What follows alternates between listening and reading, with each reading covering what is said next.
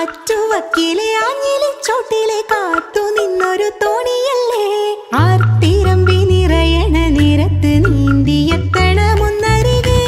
ആരുമൊന്നു നനയാൻ കൊതിക്കണ രാവിലാദ്യ മഴക്കുളിരിൽ നീ പറയും കഥകളിലൊക്കെയും തൂമഴ തുള്ളി തുള്ളി വന്നു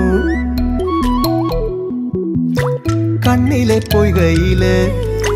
കുഞ്ഞലമാലയില് ഞാനോ മീനോ